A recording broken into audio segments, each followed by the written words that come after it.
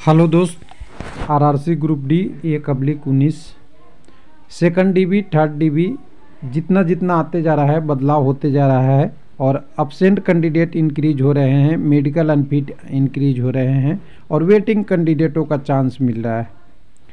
तो आपको कैसे पता चलेगा? तो आज मुंबई का एक डिटेल आ रहा है, उसको देखिएगा। तो पहले कुछ कैंडिडेट होते थे, कुछ ज़्यादा होते थे। उसको पूरा डिटेल करने के लिए वेबसाइट पे चलेंगे, थर्ड डीबी और फोर्थ डीबी का रेफरेंस लेंगे। तो यहाँ नीचे डीबी में देख लीजिएगा, वेबसाइट पे आ गया है, आप अपने जाके डाउनलोड कर सकते हैं सप्लीमेंट्री डीबी का। इस डीबी को मैं मैच कर रहा हूँ। तो सबसे पहले पहला सीट लाता हूँ, जो ये था डीबी जो था, कितने लोगों को बुलाया था यहाँ पे देखिएगा, 330 लोगों का, जिनका डॉक्यूमेंट वेरिफिकेशन इसी माह दिसंबर के लास्ट में था, शायद वो डेट देख लेंगे, दिसंबर के लास्ट में था। 330 और 2 पीडब्ल्यूडी के कैंडिडेट थे।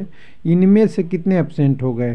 तो इनकी डीबी डेट देखिएगा कब कब का था। ये था 9/1 से, इसी महीने का, जनवरी का 9/1 से लेके 11/1 का, और नवंबर वाला एक पिछला वाला थर्ड डीबी था। तो इसमें से जो कैंडिडेट है उनकी एब्सेंट होने वाला का लिस्ट जो आया है वो करीब करीब आया है 34 का, यानी 10%, यानी कह सकते हैं 330 या 32 टोटल ले ले, उसका 34 अगर कहिएगा तो करीब करीब 10% से ऊपर तो है ही है। ये तो सिंपल सी बात है, 40 रहता तब 10% होता, तो 10% से ऊपर कैंडिडेट एब्सेंट है। ये केवल एब्सेंट है, हो सकता है सप्लीमेंट्री डीबी में कुछ लोग चले भी जाएं, जाते भी हैं, तो भी ये 7 से 8% ये होता है। और अब आती है इसके बाद आपकी आगे की प्रोसेस जो है मेडिकल एग्जामिनेशन।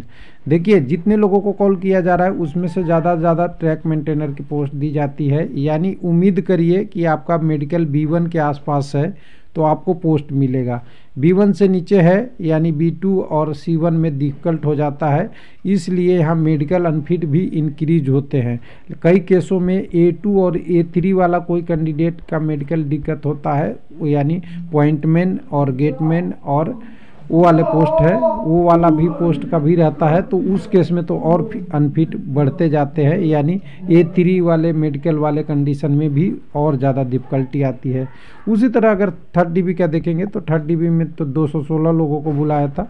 216 में से जो एब्सेंट हुए थे कैंडिडेट, वो करीब करीब 29 कैंडिडेट एब्सेंट हुए थे। फर्स्ट इनको सप्लीमेंट्री बुलाया गया, सप्लीमेंट्री के बाद इसका स्टेटस नहीं आया कि कितने लोग इसमें से प्रेजेंट हुए, कितने नहीं हुए, वो कैंसिलेशन में आएगा। अभी मुंबई का कैंसिलेशन ज़्यादा नहीं आया है, पैनल का रिवीजन तो आया है, कैंसिलेशन आएगा तो पता चलेगा। और कुल मिला के जो लोग इंतज़ार कर रहे हैं 5वां डीबी का, जो किसी भी आरआरसी का सबसे ज़्यादा डीबी अभी तक का होगा, 5th डीबी किसी का नहीं आया है, वो शायद सेंट्रल रेलवे का ही हो। लेकिन अभी सीटें खाली है, करीब करीब 400 सीटें के आसपास खाली है और अब्सेंट भी हो रहे हैं, रिप्लेसमेंट भी आनी बाकी है। तो अभी उम्मीद रख सकते हैं आप। मैंने पहले बोला था लोगों को कि 1+ 1.5 नंबर 2 नंबर तक भी कम होगा, तो कुछ लोग कह रहे थे नहीं होगा, लेकिन समय लगेगा। रेलवे समय बहुत लोगों का ख़राब करती है, इनकी भर्ती प्रक्रिया थोड़ा स्लो रहता है, प्रोसेस, सीट खाली होती है, फिर बुलाया जाता है, फिर अप्रूवल होता है, ऐसे ऐसे चलते रहता है। तो उम्मीद रखिए, आपने पेपर दिया है, पीटी क्वालिफाई किया है, तो उम्मीद है। बाकी ये नहीं कोई कह सकता कि कितना होगा और कब होगा, ये आरआरसी ही बता सकता है। थैंक यू, धन्यवाद।